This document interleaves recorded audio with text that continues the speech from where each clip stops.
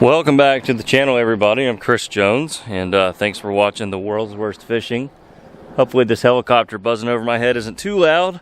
This microphone picks up everything. So wife and I decided to try out our green thumbs here at gardening.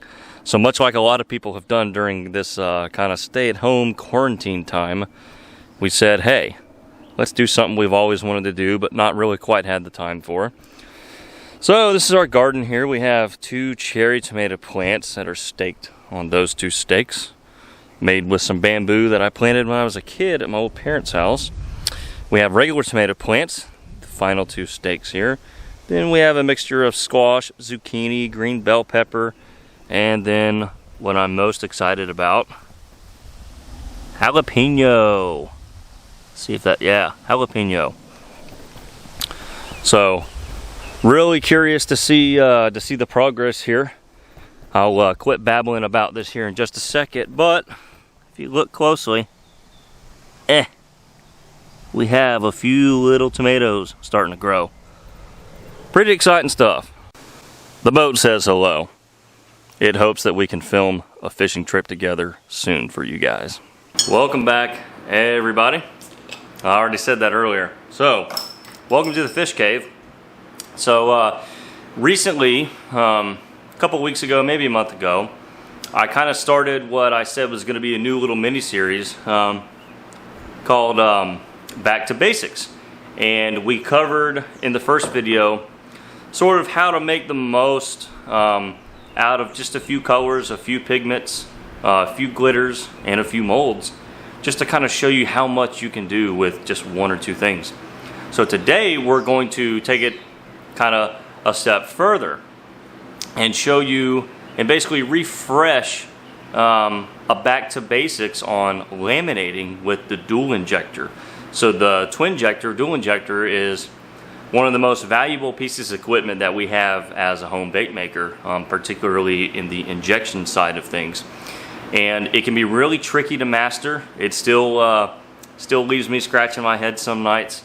And it's just an amazing thing that we have all these great tools at our disposal and we can make such great products, and this is absolutely invaluable. Now, I've done a video a little over a year ago called The Guide to Laminates. This will be similar to that, but this will be sort of a refresher course. You know, there again, the whole back to basics idea is to refresh some topics that I covered a long time ago, but hopefully can do a better job of this time for some of my newer audience. So let's get started. This is Back to Basics, laminating. Okay, so real quick, this is the twin injector, and this is the blending block that you'll need. It's literally 2 injectors just mounted together, and the magic happens right here, this blending block. You literally line everything up, and color A, color B, they meet in the middle.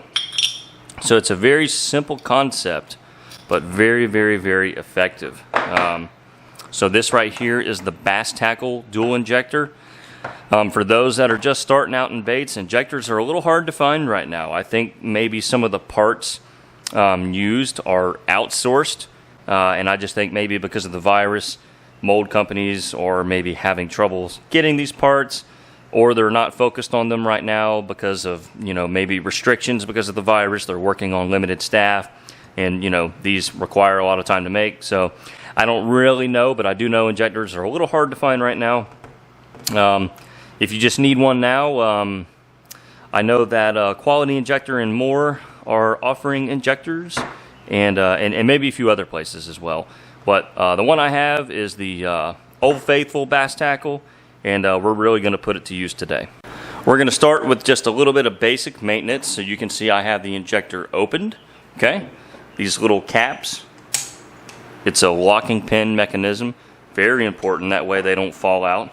I like to take your just regular worm oil and a few drops here, a few drops there. All right. Then I take a hand brush here, and I like to basically ream out my injector tubes. Okay, that gets any little leftover plastic residue out and fully lubricates the inside of my injector. It makes the action super smooth. Yeah, look at that. Barely any energy required, okay?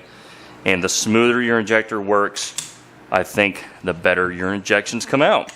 So a little bit of basic maintenance there, and we are ready to go. Okay, so one important thing to keep in mind when talking about laminates is the style of bait and the layout of the mold. Here I have a ribbon tail worm, okay? That's a symmetrical bait, and what I mean by that is that this side is a direct equal inverse to that side. It's the exact same thing. Both sides are equal, okay? Yes, the worm is curled here because of the shape, but when they line up, the two halves are identical. It's a completely symmetrical bait. So whenever that blending block, let me grab the blending block here. Whenever that plastic comes through that blending block, it has a mold where equal sides will accept that plastic. By nature, you're going to get a more even laminate split right down the middle on a symmetrical bait like a worm, even if it's a curled worm, than you are, say, a jerk bait here. So let's take a look at this, all right? So here's the bottom of the bait with the hook slot, okay? You can see how deep it is, right? The bottom is curved, you know, there's a you know, concave or a crevice there. Don't even know what I was trying to say. Now let's look at the top. There's no slot, it's shallower, it's a little flatter, it's not a curved bottom. This is an asymmetrical bait, okay? The plastic, when it comes out of that blending block, doesn't have two exact equal sides. So one side may bleed into the other a little bit. It's harder to get a perfectly even laminate, and in some cases impossible to get an even laminate with a bait like this. All right, so we're going to be running Dead On Plastics Black Bucket Worm Blend. So that's all we use here in my shop. Dead On Plastics. Now let's take a look. There it is. No phthalates, no bubbles, no problem. All right, here we go. So one side is going to be green pumpkin 109 base, okay? So we'll choose this side right here. And I don't really use dropped formulas anymore, like counting drops. I basically just kind of add color till it looks right. That's just the way I prefer to do things. As a beginner, it never hurts to count drops. And in fact, a good place to start is per 1 measuring cup of plastic, 40 drops of colorant. That usually yields really good results. Okay. Yeah, looking good. Looking real good. Okay. Now we're going to add some blue flake to that. This is 0.035 medium size. Okay, hexagon cut. Alright. Oops. Gonna add some blue to that. A nice pumpkin blue here. It almost makes the flake look green in a way. Alright. We actually need more. We're gonna add more to that. Alrighty. Okie doke. So that's enough of that one. Now the other side is gonna be sort of like a burnt yellow orange. Okay. So we're going to use some of my favorite colors here. The Dead On Orange. This is Dead On Plastics in-house colorant brand here. Okay, a little bit of that. These are pretty thick colors. You know, they're very concentrated. A few drops goes a long way. So we're just going to kind of mix that orange and school bus yellow there. All right. Yep, definitely need more yellow because that is super orange. But that'll actually, that's not going to be too bad. Definitely not going to be too bad. Alright. Now what we're doing to that side is adding medium-sized black flake. So the same exact size, 0.035 millimeter. You can use 0.04. Just whatever you prefer and whatever you can get your hands on. Okay, let's mix that in. Plastic's starting to cool down on me here. so now that we have our colors basically mixed up, here's one thing that you really want to look at is the opaqueness, okay? I like to take a little bit out and just drizzle it on my table. And I also like to look at it on the knife. You can see the knife through the plastic, okay? It's not so thick that I can't see the actual surface of the knife blade. All right, so let's take a look at this other side here. Drizzle some right next to the other side. Okay, you can see the knife. And the reason why I'm doing this is because to get an even laminate, you also want even opaqueness. If one side was just way thicker than the other one and the other side was see-through, then the thick side is going to dominate the laminate. And you don't want that. The goal here is to get even laminates, okay? So here's one side. These are still a little gooey, but I'll take one for the team. And there's the other side, okay? You can see the orange side is just a little thicker. I can see more of my finger through the green side than the orange side, okay? So to mitigate that, I would probably thicken up my green side just a smidge, okay? And then try that.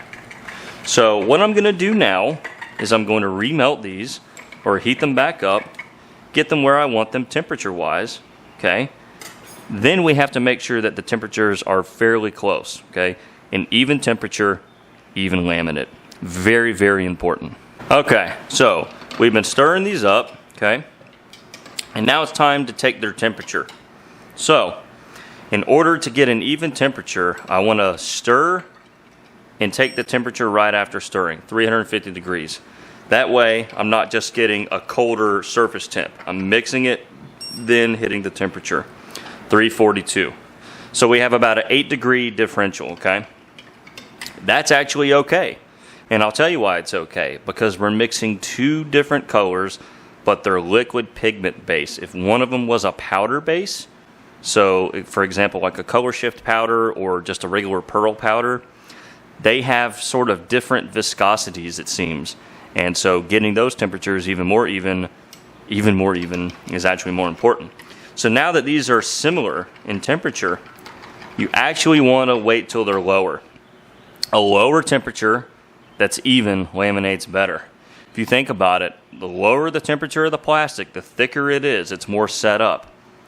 When it enters that bait cavity, okay, because it's already colder and set up, it's not going to mix together as much, right? Because the viscosity is thicker, it's lower. So a lower temperature and an even temperature is key to a good bait, okay? So mix this up, all right? That's already down to 330 degrees. That one's down to 324 degrees, okay? So we're still within a few degrees of one another, and I think we're ready to go. Okay, here we go. We're gonna do the Angling AI 5-inch jerkbait first, okay? And because this mold has a top side and a bottom side, you actually need to be aware of the orientation of the mold. So this particular color, I said, hey, I want my green side to be the top side. So its top side goes on the left, okay? So you'll see the left side of my blending block is receiving the green pumpkin plastic, all right? So hold a little bit of pressure. Okay, now we're going down here to this bass tackle worm. There again, as we mentioned earlier, this is a symmetrical worm. It's completely round, and then the flat sides are also completely even on both sides. So by default, in the body of this worm, where you can really see the differential, it should be a more uniform laminate than the jerkbait. And that's not because you're bad at this, it's just the difference in the type of mold. So that felt like a really good shoot, and there are the two colors. And just real quick, I'm going to show you the inside of the blending block with the plastic in it. That's pretty much it. Super simple, but works quite well. So that's all there is to it. And then of course, you know, just like your regular injector, you clean this out and it's ready to go again. All right, let's do a drum roll here before we reveal the worms.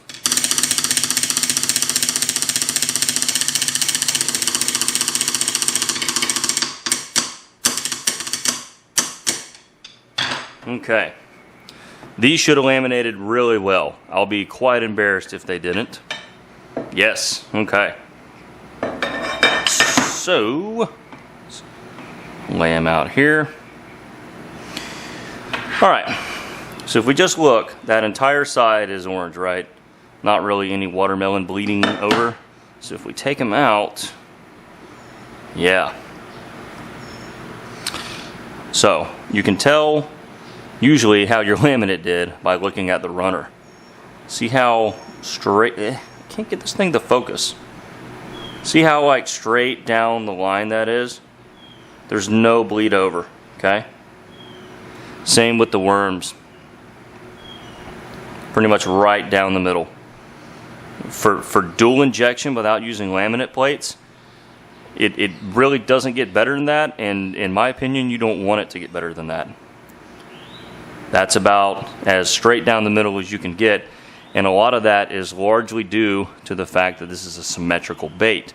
I'm going to go ahead and get out the other worms, and we'll take a look at those as well. Then we'll move on to the jerk baits, and we'll see how those did. Okay, here are the other ones, and let's go ahead and grab those out as well. Okay, take a look at our sprue, or our runner. Yeah, really solid stuff. So we have a very successful laminate here because we followed just a few criteria. Even opaqueness, even temperatures, low temperatures, and we shot it in an easy mold that laminates well. A worm, something that's symmetrical, is always going to make life a little easier for you. Okay, and here are the jerk baits. So let's take a look at that runner right down the middle. Okay, so the runners look really good, okay, right down the middle. However, let's see how the actual baits did. They probably did really well, but there again, it's an asymmetrical bait. All right. Well, those did better than I thought. Trying to look for some bleed over. Not really seeing much on these. So both sides are looking really good. Okay, maybe a little bit of bleed there, like for example right there at the very end. But basically, you know, the whole thing about it being asymmetrical, the plastic enters, okay, and the top side has a straighter path, right? So the top of that is straight. The bottom side does not have as straight of a path, and it has to flow around a hook slot insert. So sometimes you get a little variation in your laminate, and that's not a bad thing. They just don't laminate as evenly in general. So these all did really well. Trying to find an example of one that didn't do so well. I can show you how to do these not well. But yeah, actually all of those are like super duper guys. So I guess, you know, I guess that kind of makes my point. I was looking for one that didn't look so good. But, you know, in a way it's fitting that these all worked out well. I guess that means that I knew what I was doing on these. But now that I've kind of showed you the right way to do them, let me show you maybe a few mistakes and things that can cause problems with your laminates, because, you know, showing you how to do it right the first time doesn't really teach you much about, you know, problems that you're going to face along the way. Okay, so now we're running the same thing, except this one is 390 degrees, this one is 375 degrees. So they're different and they're super hot. So they should not do quite as well. So we're going to run one jerkbait in them and one of the worms. I should have enough plastic. So, okay. There's the jerkbait. Alright, and the worm. Okay, so the worms did really good, like I thought that they would. They're not quite as even as the other ones. You can see it's a little more blended in, and some of the blue flake that's in the watermelon side kind of spilled over, especially on this one, onto the orange side. So just a little bit more blended together, but because it's a round worm, did really good. Okay, so here are the jerk baits from the most recent run, and they're still really good, but if you look close, you'll see a little bit more bleed over, particularly in the flake. Some of that blue flake you'll see is down in the orange, down in the especially, yeah, you can see it bled over real good right there. Still not an uneven laminate, quote unquote, but you know, that's just part of it. You'll get some bleed. Okay, so now that we've kind of laminated a regular pigment with another regular pigment, and we're basically unable to mess them up, which is a good thing. You know, that means that this stuff is approachable, and if you just follow a few criteria, you'll have really successful laminates really soon. But now we're gonna do something a little more tricky. We're gonna do a color called Watermelon Red Pearl. It's laminating a pigment color with a powder color. Two different types of pigments. The plastic sort of flows a little differently. That's the only way I know how to put it. And a lot of times you do have bleed over with these. So I'm really curious to see if we can get it right, or if we do have some of that bleed over. I like them either way, so we're gonna go ahead and get started on that. Okay, so here we go. They are within about 5 degrees of one another. Okay, hopefully I have enough plastic here to do what I wanna do. So this is the same Angling AI jerkbait right there. Okay, watermelon's the top side. Then over here I have the Angling AI Mid-Mag. It's a Phat Finesse worm over there on the far left. So same sort. Oh, you know what? We may have run out of plastic on that one, but that's okay. I think the cavity's well filled enough. But basically what I'm trying to demonstrate again is a symmetrical bait, the worm, and then an asymmetrical bait, and see how they did. Alright, and another drum roll because, hey, it's another color and I wanted to do another drum roll. Here we go.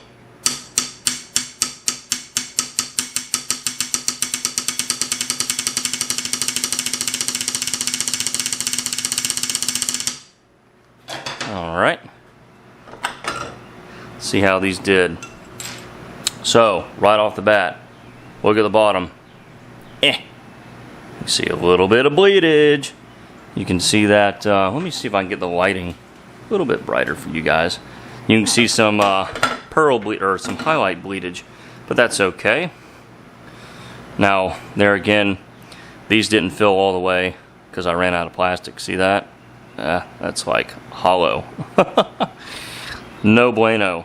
But anyway, so this is a perfectly straight worm, and you can see some bleeding there on the side. The watermelon bled. But, you know, they still did really good. There's some bleeding of the pearl right there. So, as you can see right off the bat, even with a straight worm, we're already not getting as good of a laminate. Okay. Okay. And they were really even temperatures. Not super low temperatures, but even. Had I done them a little lower, probably would have gotten a little bit more even, but on these I really wanted to show you what can happen. Yeah, so that should be the watermelon side. You should not see that purple, that highlight in there. Okay, so we look at these. What a beautiful color though, right guys? Yeah, you can see some bleedage, bubble there.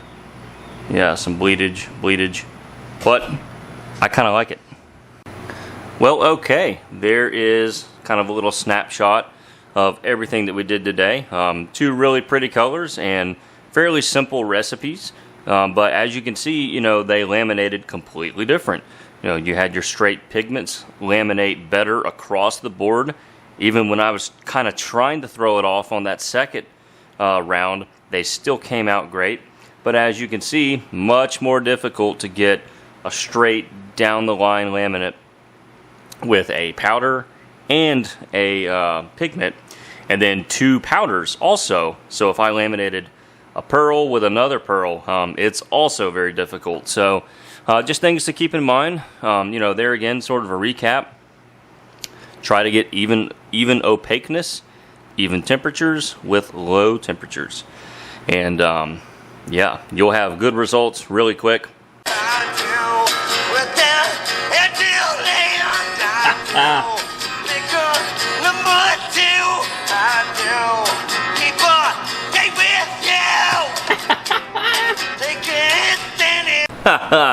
I tell you, that Puddle of Mud Nirvana cover is absolute gold. I've never laughed for like 24 hours straight about the same thing, but I've been laughing for about 20 hours straight.